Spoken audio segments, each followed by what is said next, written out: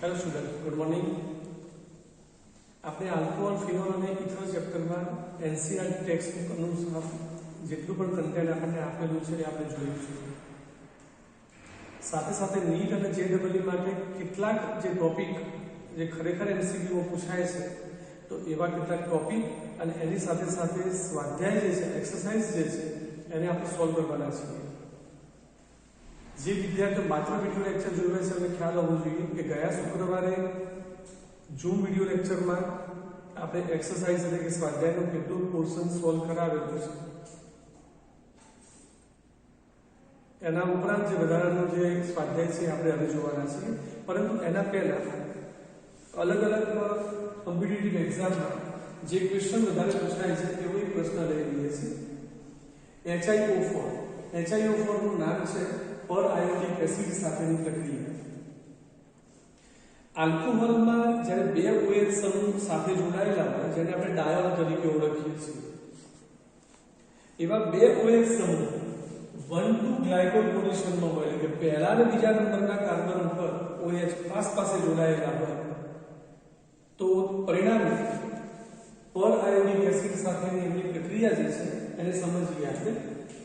જો આનું નામ તમને કદાચ આવડી જાય, બે કાર્બન છે બંને ઉપર OH છે, ઇથેન = ડાયોલ, અધરવાઇઝ આપણે એને કહી શકીએ ઇથિલિન ગ્લાયકોલ, અને OH જે છે ને એ પાસેના કાર્બન ઉપર હોવું જોઈએ, 1,2 પોઝિશનની અંદર હોવું જોઈએ। જો આની પર આયોડિક એસિડ HiO4 સાથે આપણે એને ગરમ કરીએ છીએ, હવે આની ક્રિયાવિધિ કે મિકેનિઝમ કે જે વધારાની પ્રોડક્ટ મળે છે એની સાથે આપણને મતલબ નથી। જે મેઇન જે નિપજ છે જેના વિશે પ્રશ્ન પૂછાય છે તો એના માટે શું કામ કરવાનું છે કે જે બે કાર્બન સાથે OH જોડાયેલો છે બંધ તોડી દેવાનું અને સમજવા માટે બંને કાર્બન ઉપર જ્યાંથી બંધ તોડ્યો હોય બંને ઉપર OH મૂકી દેવાનું। હવે આ OH અને H એટલે પાણી દૂર થઈ જાય, OH અને H પાણી દૂર થઈ જાય। જો પાણી દૂર થતું હોય તો એને દૂર કરી દેવાનું। હવે શું બચ્યું છે તો આ CH2 બોલે તમે વ્યવસ્થિત ગોઠવો ને HCHO જોઈએ HCHO, અને આ પણ બની ગયું છે HCHO, ફોર્માલ્ડિહાઇડ મિથેનોલ। તો HiO4 સાથેની રિએક્શનમાં ફોર્માલ્ડિહાઇડ બની જતું હોય છે। અહીંયા HiO4 સાથે રિએક્શન સમજો, આનું નામ તમને આવડે, મેં કેટલાક પદાર્થ દોરીને રાખ્યા છે, સમય આપણો ઓછો થયો। આ ત્રણ જે કાર્બન છે પ્રોપેન 1, 2, 3 ટ્રાયોલ અથવા ગ્લિસરીન છે। હવે ગ્લિસરીનમાં OH પાસે છે જ નહીં, સમજી લેજો। હું તમને એક વાત કહી દઉં, ધારો કે અહીંયાથી હું OH કાઢી નાખું અને CH2 મૂકી દઉં તો આ ગ્લાયકોલ ખરું પણ 1,2 ના કહેવાય, 1,3 થઈ ગયું તો એની HiO4 સાથે કોઈ રિએક્શન નહીં થાય, 1,2 પોઝિશનમાં હોવું જ જોઈએ। અહીં તો પાસે OH છે જ, અહીં OH જાય તો આપણે જેને વાત કરીએ બંધ તોડી દેવાનું, એક OH આને આપવાનો, એક OH આને આપવાનો। ઓકે, થઈ ગયું કામ। ફરીથી આ બાજુ પણ બંધ તૂટશે તો ફરીથી બે બાજુ OH લખવાનું। હવે પોઝિશન જોવાનું, OH અને H પાણી દૂર થઈ ગયું એટલે ફોર્માલ્ડિહાઇડ બની ગયું HCHO। અહીં જરા ધ્યાનથી જોજો, OH અને H પાણી દૂર થઈ ગયું। હવે આટલા ભાગને ધ્યાનથી જોજો, HCOOH ફોર્મિક એસિડ બની ગયું HCOOH। અહીંયા OH અને H પાણી દૂર થઈ જાય, ફોર્માલ્ડિહાઇડ બને એટલે ફોર્માલ્ડિહાઇડ કેટલી વખત બન્યા છે? 2 વખત। ધ્યાનથી જોજો, એવું જરૂરી નથી કે OH ગ્રુપ હોય તો જ પર આયોડિક એસિડ સાથે પ્રક્રિયા થાય। પાસેની 1,2 પોઝિશનમાં આલ્ડિહાઇડ ગ્રુપ છે અને HiO4 સાથે રિએક્શન થશે તો HiO4 પર આયોડિક એસિડ પ્રબળ ઓક્સિડેશન કરતા છે, CHO નું ઓક્સિડેશન સામો કરી દેશે કે COOH માં થઈ જશે, અહીંથી બંધ તૂટી જાય OH તો HCOOH ફોર્મિક એસિડ બનશે, અને એવું કેટલી વખત બનશે? 2 વખત। આ કોઈ એક પદાર્થ છે, એક આલ્ડિહાઇડ ગ્રુપ છે, એક આલ્કોહોલિક ગ્રુપ છે, પાસે 1,2 પોઝિશન હોવી જોઈએ અને 1,2 પોઝિશન છે તો પરિણામે બંધ તોડી દો। HiO4 સાથેની આપણી રિએક્શન છે, ગરમ કરીએ છીએ, બે બાજુ OH મૂકી દો, ચેક કરો તો આ રીતે HCOOH બની ગયું છે, જોઈ લેજો HCOOH, અને અહીંયા OH અને H પાણી દૂર થઈ જાય છે। કેટલાક વિદ્યાર્થીને એમ થાય કે અહીંથી OH અને H પાણી દૂર થઈ જાય તો માત્ર CO વધે, પરિણામે એવી કોઈ પ્રોડક્ટ નહીં બને આપણે આજે ભણી રહ્યા છીએ શોર્ટ પી છે કે આવી રીતે તમે સામેની પ્રોડક્ટ લાવી શકો છો. તો OH અને H એટલે અહીંયા HCH ફોર્મલની હાઇડ્રોજન. હવે જો 1 2 પોઝિશન છે પણ કીટોનિક ગ્રુપ છે તો પણ રિએક્શન થશે. કીટોનિક ગ્રુપની અંદર 1 2 પોઝિશન બંધ તોડી અને OH મૂકી દો ભાઈ, તો પરિણામે આપણને સામે પ્રોડક્ટ શું મળવાની છે? જો COOH બની ગયું, CH3COOH CH3COOH 2 times acetic acid, 2 times CH3COOH. વળી પાછું જો આગળ જોઈએ તો OH અને C ડબલ બોન્ડ પણ 1 2 પોઝિશન છે, 1 2 પાસે છે. ચલો અહીંયા બંધ તોડીને OH, અહીંયા બંધ તોડીને OH, અહીંયા શું થશે ભાઈ? OH અને H પાણી દૂર થઈ ગયું તો CHO ગ્રુપ બની ગયું ભાઈ. તો અહીં જવાબ આવશે CH3CHO, જ્યારે અહીંયા જવાબ આવશે CH3COOH એસિટિક એસિડ. મેં ગ્લુકોઝનું બંધારણ દોર્યું છે અને ગ્લુકોઝની HiO4 સાથેની સેમ રિએક્શન વાળે અહીંયા સમજવી છે. આપણે જે પહેલા આપણું કામ છે શોર્ટ કી માટે તે પૂરું કરી દઈએ. ચલો બંધ તોડી દો OH OH, અહીંથી બંધ તોડો ફરીથી OH OH, બંધ તોડી દો OH OH, ફરીથી બંધ તોડી OH OH, બંધ તોડી દો OH OH. આટલી વખત તમારે જેટલી વખત બંધ તોડો છો એટલી વખત પાસે બધી 1 2 પોઝિશન છે. CHO 1 તો 2 1 2, OH બાજુમાં છે 1 2 1 2 1 2, બધા બંધ તૂટી જશે. હવે તમે વિચારો આ શું બની ગયું? વિચારો HCOOH ફોર્મિક એસિડ, HCOOH. આની પાસે બે OH છે, એક OH અને H કાઢી નાખો, તેમ છતાં જેટલો ભાગ વધુ વિચારો HCOOH ફોર્મિક એસિડ, OH અને H કાઢી નાખો, HCOOH formic acid formic acid formic acid. તો ફોર્મિક એસિડ ટોટલ કેટલી વખત બનશે? 5 વખત. જ્યારે અહીંયા H અને OH કાઢી નાખશો તો CH2O ફોર્માલ્ડિહાઇડ બનશે HCHO. ગ્લુકોઝમાં 6 કાર્બન છે અને 6 કાર્બન ધરાવતા ગ્લુકોઝની પર આયોનિક એસિડ સાથે જો તમે રિએક્શન કરો છો તો 5 મોલ ફોર્મિક એસિડ અને 1 મોલ ફોર્માલ્ડિહાઇડ તમને પ્રાપ્ત થવાનું છે. તો આ પ્રકારની રિએક્શન જે છે HiO4 સાથેની એ પરીક્ષામાં પૂછાતી હોય છે. આની નોંધ કર્યા પછી હવે આપણે સ્વાધ્યાય ઉપર જઈએ છીએ અને સ્વાધ્યાયની અંદરથી કેટલાક પ્રશ્નો જે છે આપણે સોલ્વ કરીએ છીએ. જેની પાસે ટેક્સ્ટ બુક બાજુમાં નથી તો ટેક્સ્ટ બુક જરા બાજુમાં લેજો, વિડીયોની પોઝ કરીને. ટેક્સ્ટ બુકની તમારે જરૂર પડવાની છે.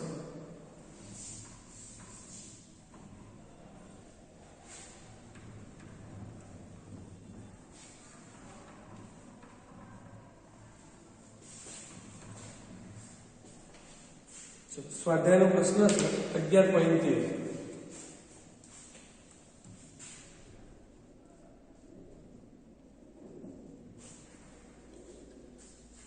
નીચે દર્શાવેલા સંશ્લેષણ કેવી રીતે કરશો તે દર્શાવો.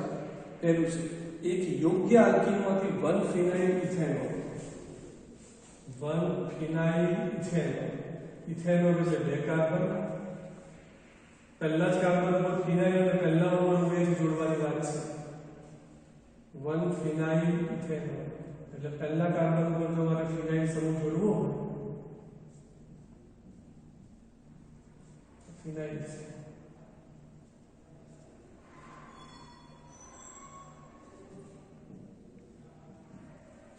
મારે આ સમૂહ આટલી વાત જોઈએ છે 1 ફિનાઇલ ઇથેનોલ યોગ્ય આલ્કીનમાંથી. તો કયો આલ્કીન યુઝ કરો તો જોજો, અહીંથી OH અને અહીંથી H પાણી કાઢી નાખો અને અહીંયા મારે આલ્કીન તરીકે લેવું છે CH અને ડબલ બોન્ડ CH. સે વિચારવું પડે, અહીંથી OH અને અહીંથી H પાણી દૂર કરી દો, વચ્ચે ડબલ બોન્ડ મૂકી દો, સ્ટાયરીન બની ગયું. આને તમે વિનાઇલ બેન્ઝીન પણ કહી શકો. હવે મારે આ પાણીનો મેળવો હોય એસિડ ઉદ્દીપકી હાઇડ્રેશન H2OH+. તો એસિડ ઉદ્દીપકી હાઇડ્રેશન જે છે એ માર્કોવની કોલના નિયમ અનુસાર ઋણ ઘટક OH એ ઓછા હાઇડ્રોજન ધરાવતા કાર્બન સાથે જોડાય, OH અહીંયા જોડાય, H અહીંયા જોડાય, તો મને આ 1 ફિનાઇલ 1 ઇથેનોલ એવી પ્રોડક્ટ મને મળે. બીજું છે SN2 પ્રક્રિયા દ્વારા આલ્કાઇલ હેલાઇડના ઉપયોગથી સાયક્લોહેક્સાઇલ મિથેનોલ, સાયક્લોહેક્સાઇલ મિથેનોલ, મિથેનોલ એટલે CH3OH, સાયક્લોહેક્સાઇલ જોડવાનું છે એટલે એક H કાઢી નાખો અને આની સાથે સાયક્લોહેક્સાઇલ ગ્રુપ મારે જોડવાનું છે. આ સાયક્લોહેક્સાઇલ ગ્રુપ જોડ્યું છે. જો આનું નામ શું થયું? સાયક્લોહેક્સાઇલ મિથેનોલ.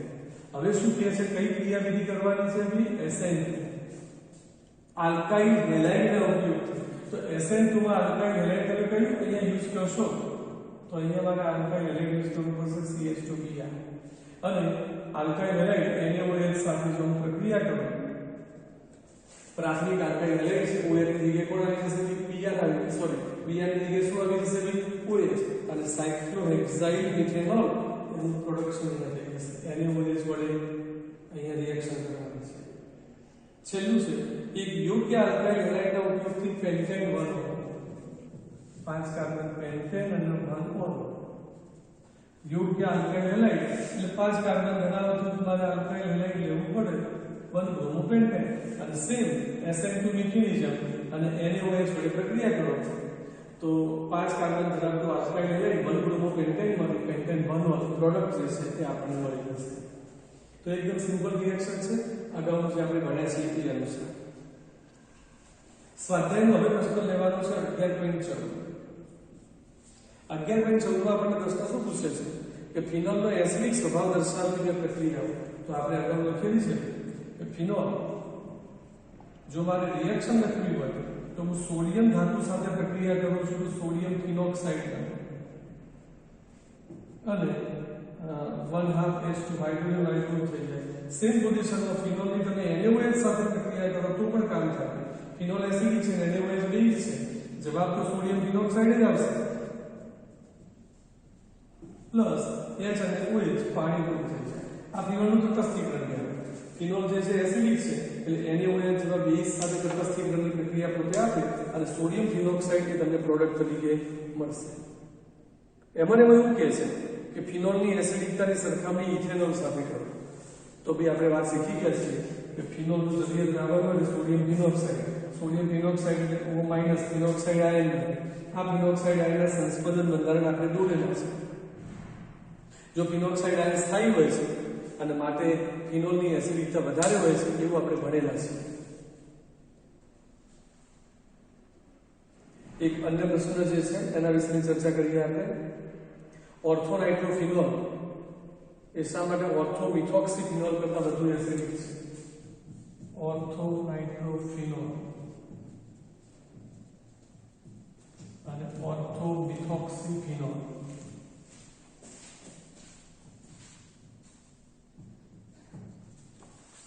પ્રશ્ન નંબર 11.15 છે. ઓર્થોનાઇટ્રોફિનોલ ઓર્થોમિથોક્સીફિનોલ કરતાં વધારે એસિડિક છે. તો જોજો NO2 સમૂહ. NO2 માં તમે જાણો છો કે N ડબલ બોન્ડ ઋણ મેસોમેરિક અસર ઇલેક્ટ્રોન ખેંચે. બીજું કાર્બન કરતા નાઇટ્રોજનની વિદ્યુતતા વધારે એટલે પ્રેરક અસરથી ઇલેક્ટ્રોન ખેંચે એટલે ઓક્સિજન પરના ઇલેક્ટ્રોનને ખેંચેલા બંધ તૂટી જાય H+ છૂટા પડી જાય. જ્યારે ઓર્થોમિથોક્સીમાં શું થાય? ઓક્સિજનની પાસે બંધકારક ઇલેક્ટ્રોન પોતે આપે ધન મેસોમેરિક અસર માટે ઓક્સિજનની ઇલેક્ટ્રોન ડેન્સિટી ઉપરથી વધે માટે H+ ઓછા છૂટા પડે. તો આ બંનેમાં વધારે એસિડિક કયું કહેવાય? ઓર્થોનાઇટ્રોફિનોલ જે છે એ ઓર્થોમિથોક્સીફિનોલ કરતાં વધારે એસિડિક છે. 11મા ધોરણમાં આ વાત એ આપણે ભણેલા છે. પ્રશ્ન 11.16 માં એવું કહે છે, પ્રશ્ન સિમ્પલ છે કે એમાં થિયરી લખવાની નથી આપણે, કે બેન્ઝીન વલયના કાર્બન સાથે જોડાયેલો OH સમૂહ બેન્ઝીન વલયની ઇલેક્ટ્રોન અનુરાગી વિસ્થાપન પ્રક્રિયા પ્રત્યે કેવી રીતે સક્રિય કરે છે? બેન્ઝીન સાથે જોડાયેલો OH સમૂહ એટલે ફિનોલિક ગ્રુપ કહેવાય. તો ઓક્સિજનની પાસે અબંધકારક ઇલેક્ટ્રોન જે પોતે આપે ધન મેસોમેરિકથી માટે અહીંયા ઇલેક્ટ્રોન ડેન્સિટી વધી જાય અને રિંગની ઇલેક્ટ્રોન ડેન્સિટી આમ તો નોર્મલી બેન્ઝીનમાં 6 પાઈ ઇલેક્ટ્રોનનું ક્લાઉડ હોય છે પણ ઇલેક્ટ્રોન ડેન્સિટી વધે માટે ઇલેક્ટ્રોન અનુરાગી કોઈ પણ પ્રક્રિયા હોય જેમ કે નાઇટ્રેશન, તો નાઇટ્રેશનમાં કયો ઘટક જોડાવા માટે આવતો હોય છે? તો 11મા ધોરણમાં શીખ્યા છીએ NO2+ સલ્ફોનેશનમાં કયો ઘટક જોડાવા આવતો હોય છે? તો SO3H+. આવા ધર્મિષ્મા ધરાવતા ઘટકો વધુ સારી રીતે જોડી શકે અને એટલા માટે એરોમેટિક રિંગ સાથે OH ગ્રુપ જોડાયેલું હોય તો બેન્ઝીનની ક્રિયાશીલતા પોતે વધારે છે. 11.17 11/17 ની અંદર આપણને કેટલાક પ્રશ્નો પૂછેલા છે. એમાં પહેલો પ્રોપેન 1-ol નું alkaline PMNO forward oxidation. Propane 1-ol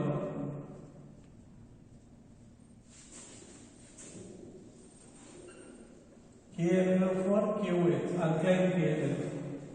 ભાઈ એસિડિક કે બેઝિક KMNO ફોરવર્ડ એટલે તમે આનું ઓક્સિડેશન કરવાના છો.